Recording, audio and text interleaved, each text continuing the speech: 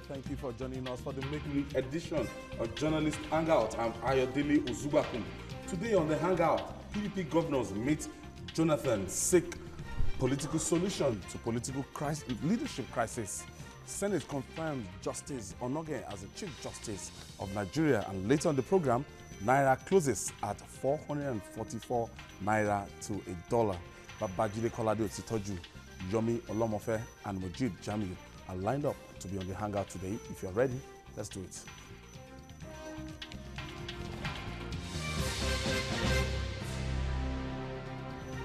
The People's Democratic Party may soon be on the path of recovery.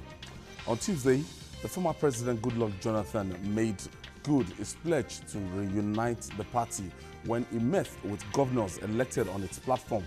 The party's governors forum said it will ultimately consider a political solution to the leadership crisis, and the party's national chairman, Alimadu Sharif, has shown interest in the peace process. What could probably be the political solution to the party's leadership imbroglio? MJ, it's so clear now that if we continue to push this thing and we are leaving it to the judiciary, or the PDP, if they are leaving it to the judiciary to resolve, number one, time, which politicians on the field don't have again, as far as they're concerned. Right now, the scheming for 2019 is like gathering momentum, and by the time the Supreme Court comes out to tell us who is actually the true chairman of the People's Democratic Party, they might not have time on their side. So these people seeking political solution, how far can they go with political solution outside the litigation already in court? In as much as the best option for PDP out of their political imbroglio is a political solution, but unfortunately, there are some deep-rooted interests inside the party that may not allow that to work out. It's a good thing that the immediate past president, Goodluck Jonathan, is wading into the matter, but whether he has the wherewithal to actually resolve the crisis is something else. Sharif has been going around, he's met with Aneni, he's met with IBB. He's acting like the authentic chairman already. Yes, and he's there is live now at Wadata Plaza. I mean, it's in full swing. I mean, he has taken full control of Wadata Plaza. But the governors are insisting, especially the PDP Governors Forum is being led by Ayodele Fauci. And with Fauci and some other governors, they are saying they can never work with Sharif. Recall that the Kwara chapter of the PDP passed the vote of no confidence on Sharif. They said they won't work with him. But today, Imo State went to Abuja. Imo State PDP chapter went to Abuja to endorse Sharif and said they will work with him. Sokoto State endorsed McCarthy. Yes, so as long as we Lagos PDP, they are expected to have their own General Assembly tomorrow. Lagos is going to be divided. Of course, you know that the Body Judge camp and the other camp. So where the pendulum will swing for Lagos, I don't know yet, but I know there's a division in PDP Lagos, and also in Ekiti and some other states. There is this division between the McCarthy and the Sharif fractions, but then it would be, the ball is in the court of the PDP governors. But if they go for a convention and decide to settle out of court, Sharif will take them to the cleaners because he controls more states than the governors. The governors are just about 12.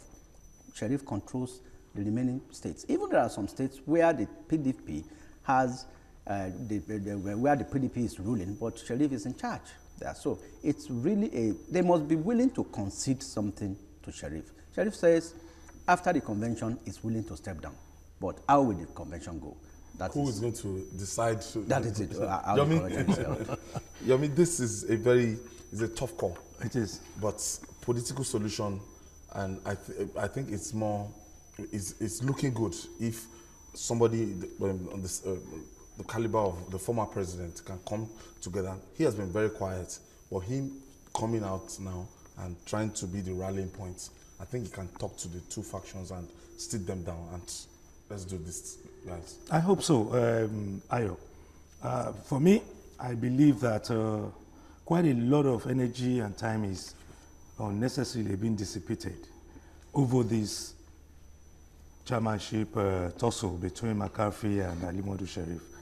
I don't know whether that is germane to serious, specific political manifesto and political programs. Because you find that we are in a situation. You find that you find that you are in a situation now. Nothing you can do. There is PDP, that's the largest opposition party right now. Ayo, there is PDP. Okay. The matter is between McCarthy and his people and Sheriff. There are, I mean, PDP still have people who have sympathy for it as a political movement. The issue here are just these two gentlemen who have decided to, take everybody, hold everybody to ransom, if you ask me. My personal, I believe that the former president, Goodluck Jonathan, is trying his level best. I also hope that the offer of a political solution to the issue will leave Fayose and the rest of his people in good stead. Because just like Mojida pointed out, this gentleman called Sheriff seemed to me to have quite a substantial hold at flashpoints across the regions. And, and I look at it as a very crafty way for him, and this is why perhaps he's saying, okay, he's willing and available to resolve the thing. He knows that if it's resolved out of court, I mean, he holds the ace. And so I think, basically, as the sooner these issues are resolved, so that party can get down to serious business of getting themselves together and see how much of the electoral votes they will be able to garner in at the next election. Jide, we fairly know what Sheriff might be demanding, on the negotiating table when he gets there, because he has stated it that, look, a convention will never hold in Port Harcourt again. Yeah. And he must have a say on those who will become He wants to organize the next convention. Simple. So let me organize at my terms and conditions. I think that's the underlying factor. How will this? Do you see the McCarthy faction in the faction that is claiming to be the mainstream, the soul of the PDP? When you look at the National Assembly members, the governors, the BOT, the former governors, everybody. Committee of the local government chairman. They are all with McCarthy. Yeah. So Sheriff is like a one-man riot squad, but he has the documents, legitimacy, and everything. He might not have all the structure and the government of the party behind him, but he has the court judgment going for him now. And the way it's looking, it's not as if we are very sure that the Supreme Court will be saying otherwise. Well, I believe that the ultimate solution is a pronouncement by the Supreme Court. Because the sheriff that I see would only make peace on his own terms. The people who brought him into the party, they did not realize who they were dealing with. He has taught them an exemplary lesson now, and it's becoming clear to them that this is not the sort of person that you can intimidate. He's not the sort of person who is scared to take on a fight. They've seen that clearly. He has so much money. We were here one day and somebody on the program was saying, oh, Sheriff is finished. And I said, somebody who has all those billions, he has people to work with him. You are dismissing him that he's finished. Months after now. And you remember I said, if you set up a church, as a pastor, you set up a church, you will fail because people like pastors who predict what will happen the next day. You now to say that Sheriff was finished because of a single court matter that went against him, it shows that you are incapable of reading what will happen in future. the truth is, the best solution is the pronouncement by the Supreme Court. But they are looking for a way out because they don't know who the Supreme Court will favor. Yeah. Just as I said last week, the last 3 chairmen of the PDP were illegal because they were all products of an illegal amendment of Article 47, of the Constitution of the party. What the Constitution stipulates is that before you can make that kind of amendment, you must write to the Secretary. The Secretary must give notice, a long notice to the state chapters. But because Alhaji Bamanga Chukwu left suddenly, they came together and said, okay, let us do it this way. Somebody from his geopolitical zone should complete his term. And that was how the man from Bauchi, Muazu became. They didn't follow the Constitution because the Constitution says you must write, you must explain and show precisely why you want the amendment to take place. The Secretary must know. You must give the Secretary a month's notice, and then he too will also notify others, give the ample notice, and then an announcement has to be made about the convention of the party. They didn't follow all these procedures. So that's why the judgments that have gone against Sheriff, the judges have said, see, Sheriff is a product of an illegal amendment to the PDP constitution. So the other man, McCarthy, as caretaker chairman, is also something unknown to the PDP constitution. A caretaker chairman for the PDP is something unknown to the constitution of the party. So they are both illegal. Now that both of them are illegal, the ideal thing is for them to come to the table. I suggested this a long time ago that there should be power sharing. If you think that a man with all the billions that Ali Modu Sharif has, who has the capacity to share it, there is no, let me tell you, there is no Nigerian governor with the notoriety for spraying money like confetti like Ali Modu Sharif. When Ali Modu Sharif is driving along Maiduguri roads, and people who have lived in Maiduguri will testify to this, because I'm not lying against him, he will bring wads of naira notes and be spreading to people. He has money and the capacity to waste it. So he has money. And the capacity to waste it. Because some people will have money. Yeah, so they'll be keeping money as if they have 10 lifetimes to spend it. As if they will take it to where they are. It's honest, not ready to spend it. You have used him, you've used him.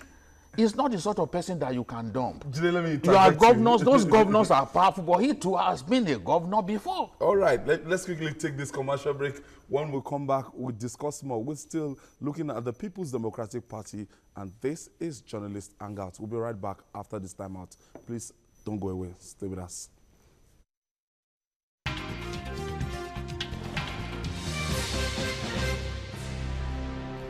Welcome back. We are looking at the intra-party crisis within the People's Democratic Party and the best way out. Since the 2015 general election, it has been not so good for the major opposition party. They are meant to play that role of opposition, and the party has not been playing opposition since the APC government. Olusametu, at the point in time, we didn't hear from him again. He was battling with his health and court cases. Sometimes it's only Fani Kayode that will speak. So presently, we don't have opposition, apart from maybe organized labor and some civil society groups. If they have a very effective spokesman, I think the whole problem is their division. Yeah. Because is it the spokesman of McCarthy that will speak for the party? Or the spokesman of Sheriff? Most of the time, Karo Ojugo. So they cannot, since they are not organized, they are not together.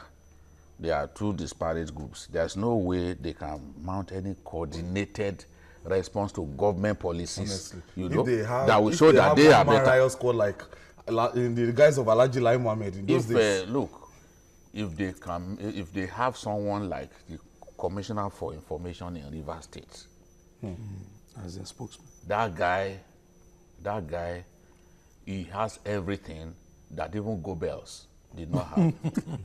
He has everything. If they bring that kind of, he can speak. He can speak. If there are like 7 people interviewing him, he can overwhelm them.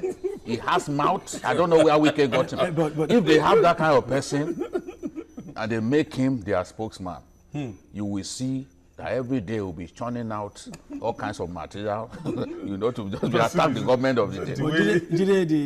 The snag here is that which of the two camps? That's the thing. And they must sort themselves out. They must sort themselves out and then agree that. And this is why I have said, Ayo, that it's important that these people just quickly close ranks so that the government of the party in government can be put on its toes. Yes. Because if they don't close ranks, the party in government, the All Progressives Congress, will think... You won't even bring the best out of them. Exactly. They will think they're doing a yeoman's job. Well, in fairness to them, they are trying, really and truly. But it is important that there is a leading opposition voice. Honestly. And for that matter, that takes me to the other political parties in our land. I wonder why and how it is only 2 parties at every point in time. From way back, it's about time we begin to... You don't have to have a national coverage for you to have a voice. Honestly. And you see that from way back, if it's either MPN or UPN. At that time, Second Republic, they even tried parties like PRP, UNPP, GNPP, they were, making, from periodical spams. But we have ABGA. ABGA is still in control. Where is the voice of ABGA? Who is the voice of ABGA? What is the position of ABGA? ABGA is like a party that does not exist. Let's take Abdul from Kaduna. Gentlemen. Hello, good evening. Thank you for joining us, Abdul. I greet your panelists this evening. Yeah, okay. Uncle Jide, I greet you. They greet you too now. You see these political parties, their problem is, when they are in problem, they go to any length to look for solution. When the APC were in problem, they formed alliance with those 5 governors of the PDP. Not thinking of the implication after forming the government, they thought that those guys are for the Christmas boys. On the process of forming the government, they decided not to give them anything. That is why you saw Taraki went through that way he worked to get that Senate president. The PDP, after losing power, they went to Meduguri begging Modu Sharif. They thought Modu Sharif too is a Father Christmas like Uncle Jide said. He brought his money, brought out, paid all the staff that were not paid. Now, the party for governance, you are trying to drag him away without any compromise. Oh, yeah, I know. Send him off the party just like that by wave of hand. Uncle Jide, tell people that are listening in PDP, let them sit down with Modu Sharif. Exactly. And settle with him. The party is take and give. He has given, and they need to give back to him. Yes. Thank you, Abdul. I rest my case myself. Fine analyst. Thank you, Abdul. Abdul has broken everything down. I think recall that in the botched Port Harcourt convention, yes, he actually gave the party 500 million naira and also provided about 4 from Abuja aircraft. Down to Port Harcourt. Now he did all those things, and you got there. To turn 360. You now wanted to turn 360. Somebody said it's finished. It's finished. I don't hear you. You see, he went back and strategized. Like Jide said. Yes, like Jide said, apart from the fact that Sharif is loaded, he has a very deep pocket, he has the capacity to spend. To waste. He has, at every point in time, if he keeps, apart from the 500 million he spent, he has double of that as a waste budget ready for them. And you see, but as long as the PDP governors continue to confront him, you see, Jonathan caused the problem. When the PDP lost power, they went to him, they reserved the BOT chairmanship for him. It would have been a rallying point. Jonathan would have been a rallying point. Right? I hope this move is not a step too late for him to try and because they need that figure. Savage, they need that figure. Does Jonathan? He was too dazed. He was too dazed. He had just lost the election. Yeah. Not only dazed, OBJ would have been in a better position to rally them. But then Baba tore the card. Just like if somebody gives you. And that's why I was shocked. Now they are going. sometimes the PDP people, you look at them and you wonder what has come over them. Honestly. You want to solve your problem. You are going to an old man who tore his party card. Does this suggest that you know what you are doing? You are supposed, a long time ago, they should have looked at credible people within the party to say, look, how do we solve this problem? Because they are hemorrhaging every day. All these defections in the National Assembly and the state assemblies is because of the crisis within their party. And the Constitution allows you, in the event of division within your party, yes, it's to leave. So are they going to watch everyone that matters, you know, leaving their party and before they do something? If anybody defect their system, they will say more to come. Ben Bruce also gave a hint that they should work with Sheriff. All right, let me take Marvelous. Marvelous is calling us from Lagos. Hello, good evening. Good evening, Marvelous. Thank you for joining us. Praise the Lord that I reached you guys today. Marvelous. Congratulations. Congratulations. See, as I could want to talk about the Sheriff matter, to me, I will say it any day, anytime. Sheriff is a loser.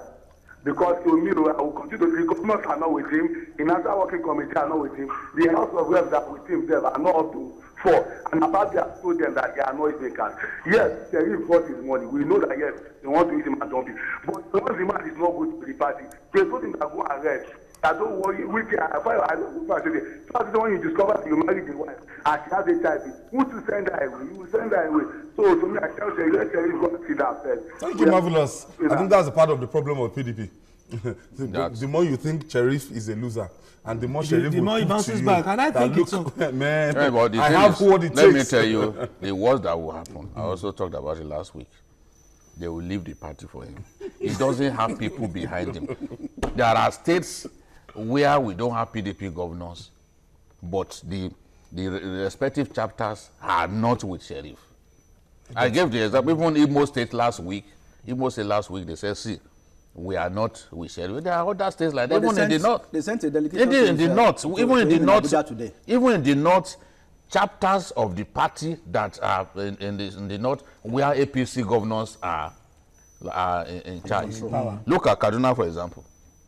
Chebi Kaduna is APC, it's an APC governor that is in power. The chapter or the state chapter of the party is not with Sheriff.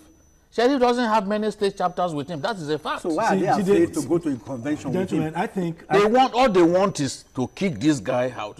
You don't just who will organize the convention. Somebody is still holding the chairmanship based on the pronouncement of the court. And you want to you will be arrested for contempt. How do you organize a convention when there is a sitting chairman? He's a sitting chairman. So they must just ease him out like a bull in a China shop. They must just ease him out. The key was Obanata Plaza was submitted to the police, and the police went. They went to open it for Sheriff. But he won the case. He won the case as in an appeal court until there is another court verdict, you know, from a court of higher jurisdiction that reverses it. That is the official chairman of the PDP. That's where things MJ. Political solution? No, no, the political solution will not work. The political solution will mean, going with the dictates of Sheriff. I think it's the Supreme Court that will end this matter. But then, even at that, the governors of the PDP should be willing to concede certain terms to Sheriff. Exactly, that's it. What the former president is doing now appears good and noble, but it must be driven by an understanding that this fellow, even as you ease him out, you must allow him certain leeway too. And the leeway is for them to understand that he has invested in nuisance as he may be. He should benefit from some of the. All right, still ahead on Journalist Hangout. Senate confirmed Justice Walter Onnoghen as the Chief Justice of Nigeria. Please stay with us. We'll be right back.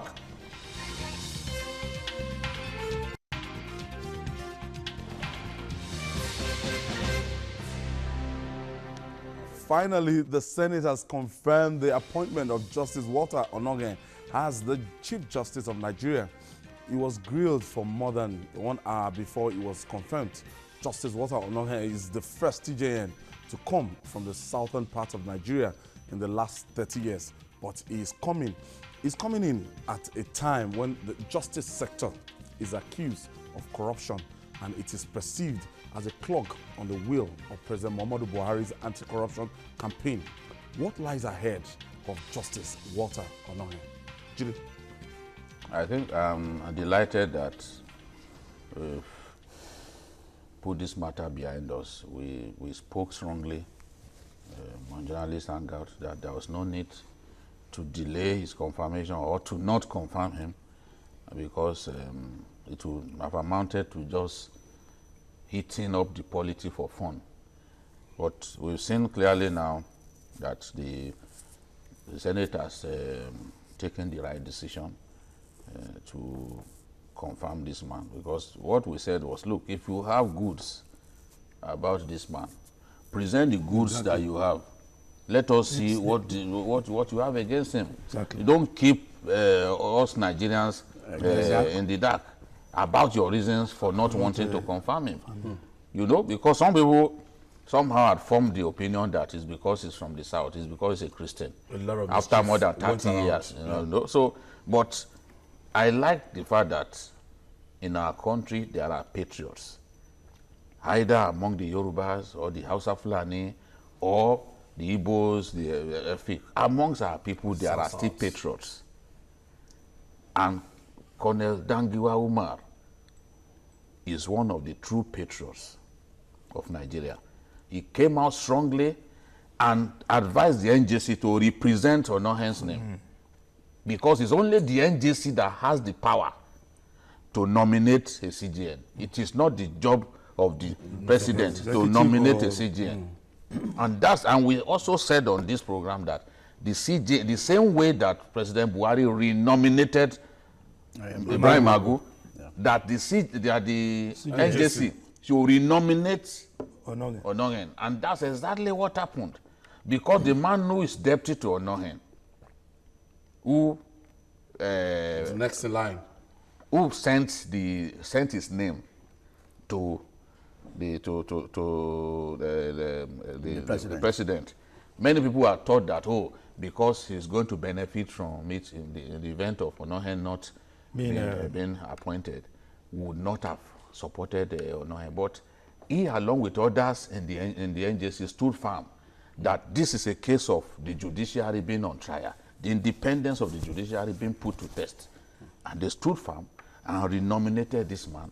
And I think that the Senate did the right thing. They grilled him, they asked him questions about disobedience of the decisions of the courts, corruption in the judiciary, and independence of the judiciary, and he spoke well. So he's going to be our CGN for the next 4 years. That is his luck. You mean? Yeah. He's going to be our CGN in the next 4 years, and the judiciary is on trial. With the trial of the Justice Adetokunbo Ademola, what's the name of this other judge, Supreme Court judges, and some other judges across the line, it's like an eye-opener. It's like the first of its kind. And Onohen is coming at a time that all eyes is on the judiciary. Yes, for me, let me start by saying that I'm happy, I'm excited that eventually got confirmed. At the point along the line, even I was beginning to wonder exactly what it is that possibly is holding down his confirmation, and why whatever it is that is holding down his confirmation is not being made public. But now we are all seeing that eventually he has scaled that hurdle, and I think this should speak to his conduct as the Chief Justice of the Federation.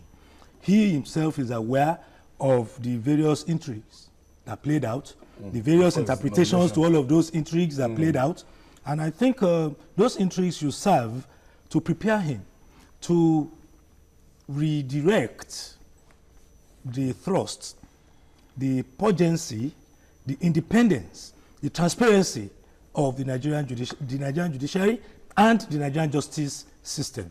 I think time has come for him to put the lie to some of the intrigues that people were not willing to give voice to.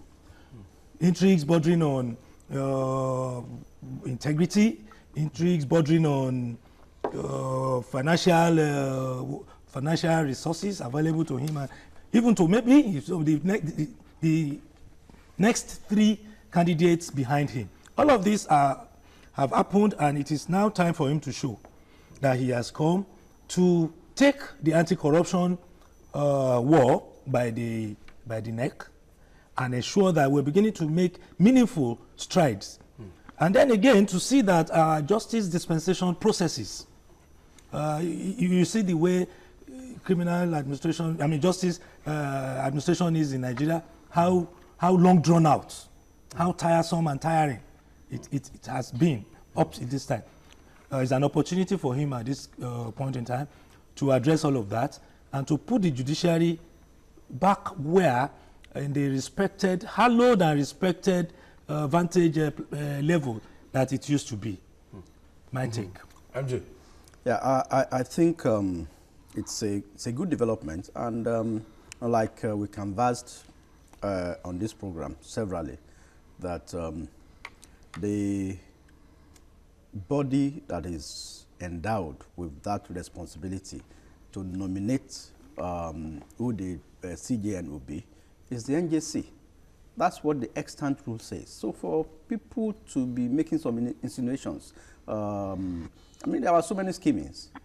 It was an effort in futility, and we have seen that clearly when the NJC represented Onoge's name to the president, and the president had, or rather the presidency had no choice than to resubmit his name for confirmation. And I think it was a good development that the Senate did a very fantastic job. It was properly grilled, and today it's been confirmed. But then, Onoge is coming in at a time that he has a lot of responsibility on his shoulders. A lot of baggage. Yeah, and especially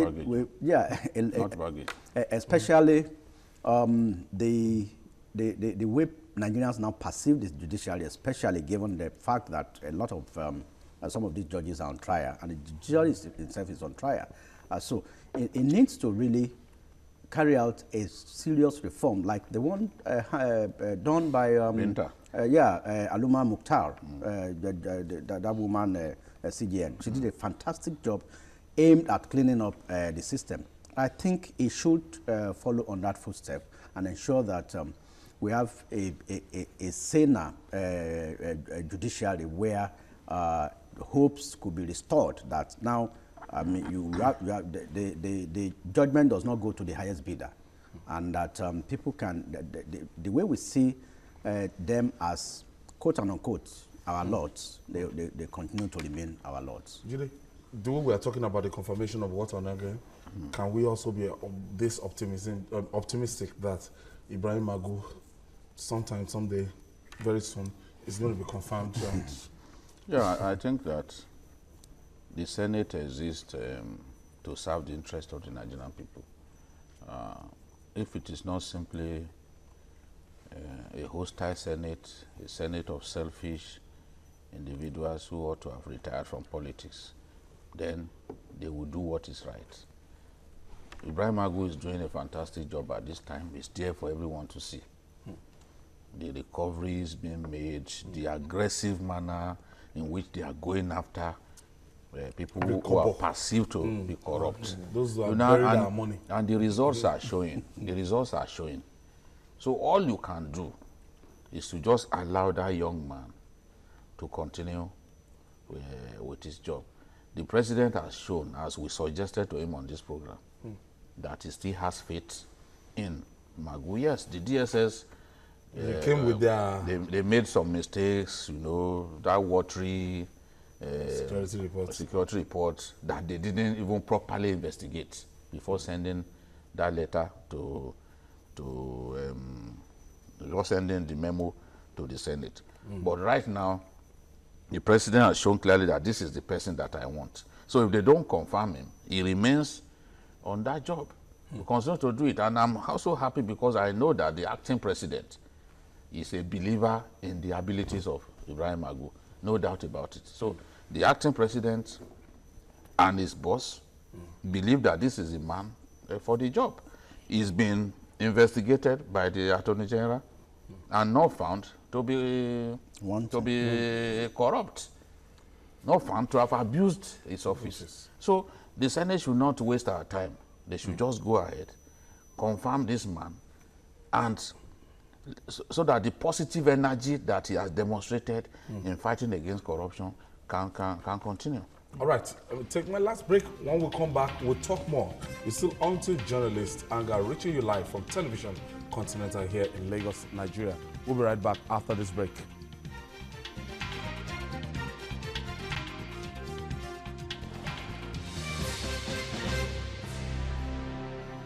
So, Yemi, what should we Justice Onoge be looking at right now?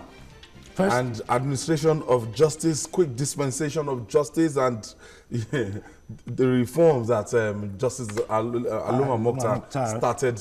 Exactly. Where she left off is a good place to start from.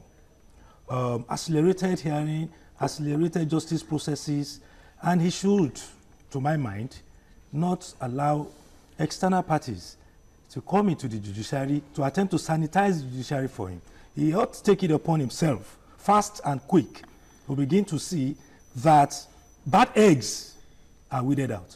This is one of the ways that he can quickly regain the initiative from those who are, convinced that the judiciary as it stands today is a basket full of rotten eggs. MJ, finally, even Onoge has set up a motion that we are beginning to feel that trust and confidence will be restored in the judiciary by bringing out lawyers that have earned their names in their professions and everything, and is about to conscript them as judges of the Supreme Court right now.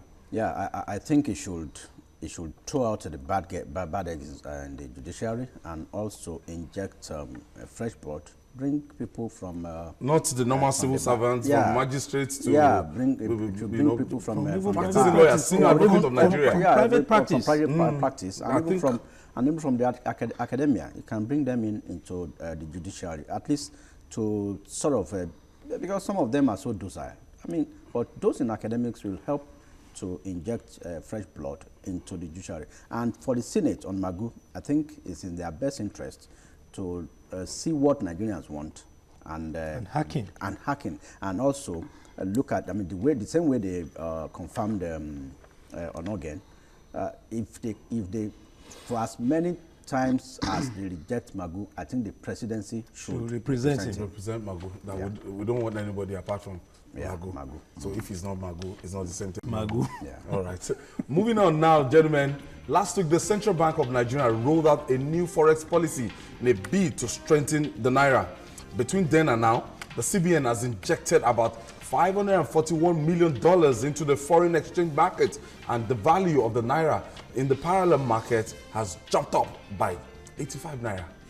The CBN says the new policy will provide direct, immediate additional funding to banks in order to meet the personal, business, and medical, as well as educational demands of Nigerians. But experts say this approach is not sustainable for an import-driven economy. What is going on? MJ, let me start from you.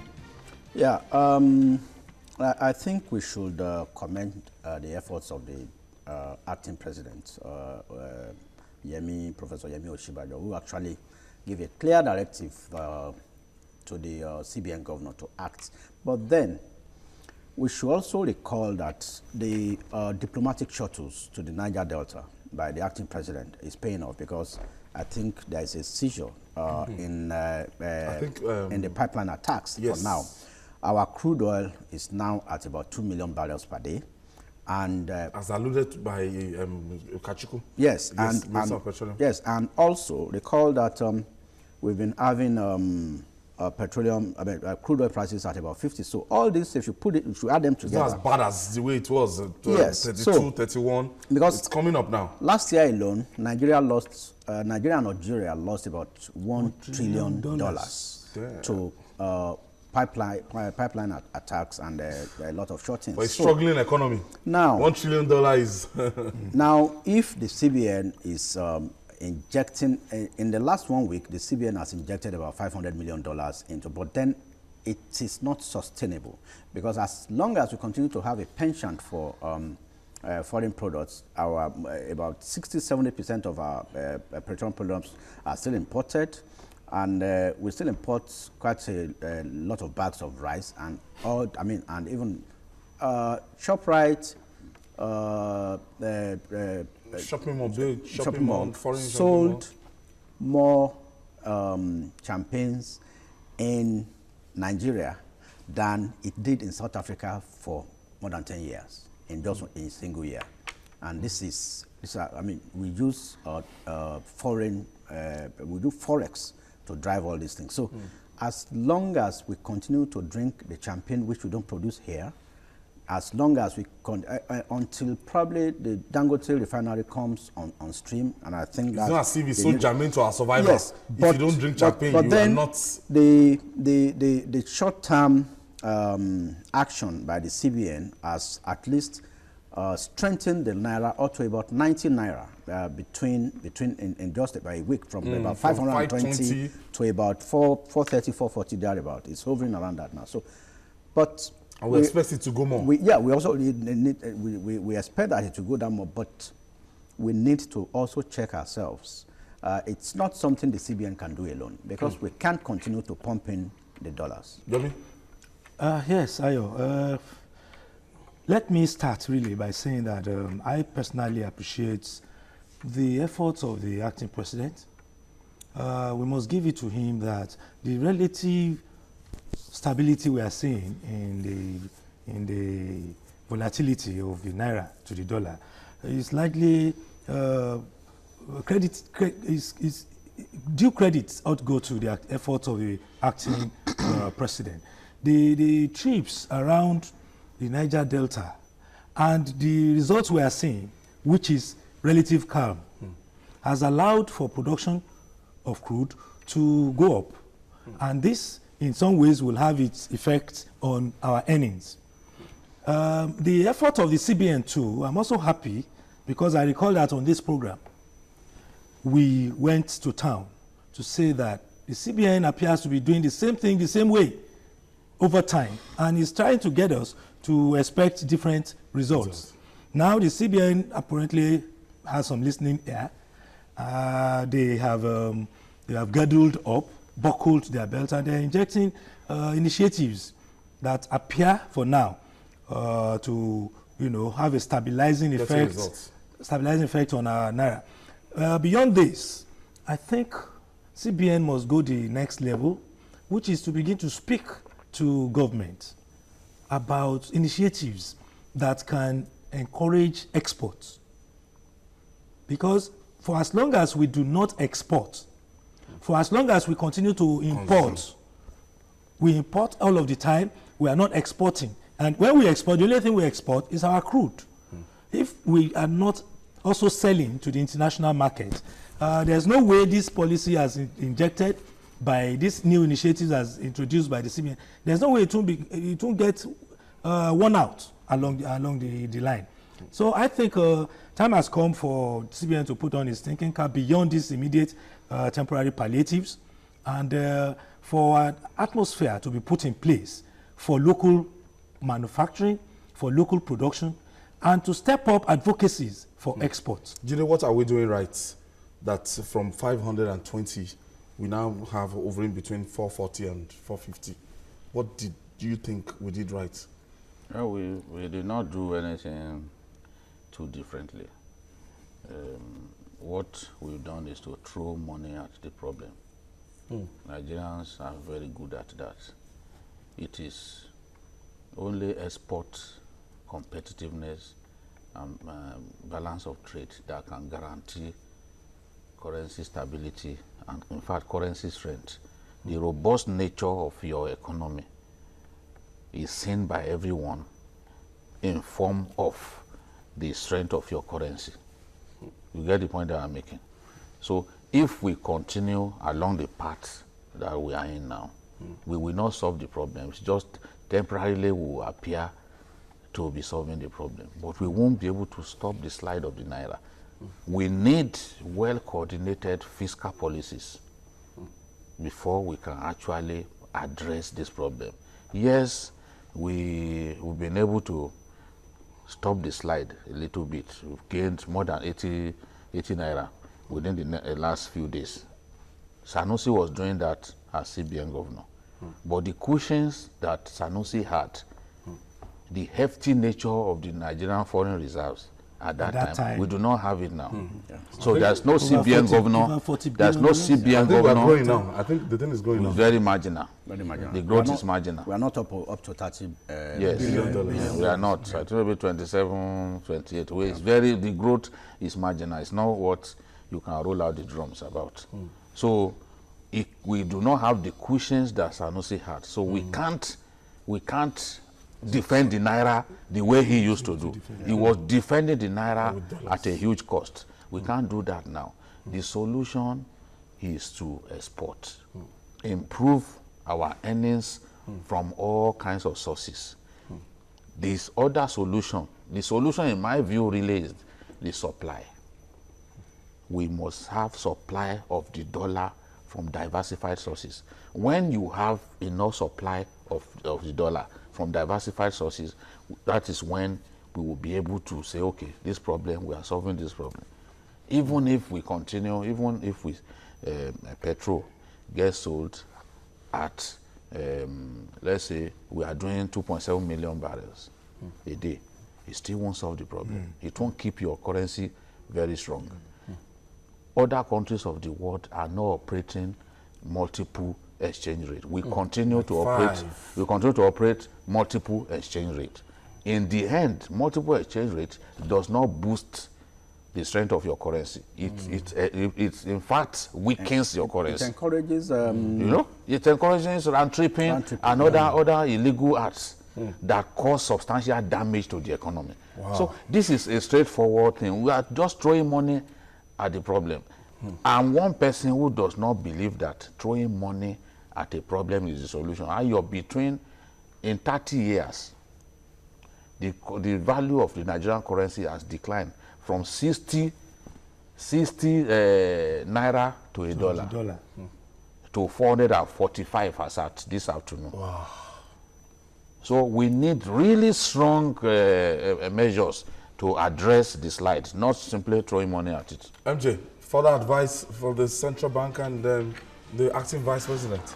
Yeah, basically, the acting president. It's to encourage homegrown products. We need more of the Dangotes to go into agriculture and add value to the products we are exporting, and not just sending out crude oil.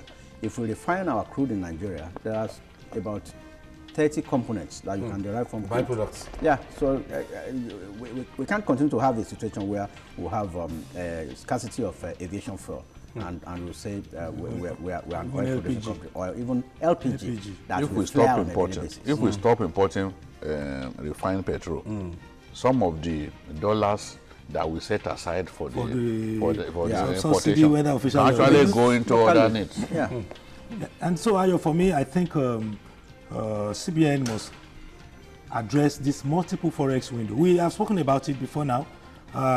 They appear not to have the will until the will is found, and that is addressed. Investment, foreign direct investment, will not come as it should, because nobody wants to take their money to an economy where they have issues repatriating their profit, and where they see the volatility and the fluctuating rates so very alarming on the one hand. And going further, we must also look inwards at the various agencies and departments saddled with the initiative of encouraging local production, access to fund at minimal rates. And that's a wrap on Journalist Hangout today.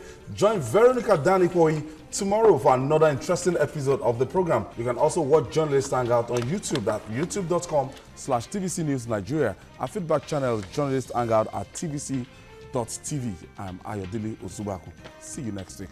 God bless Nigeria.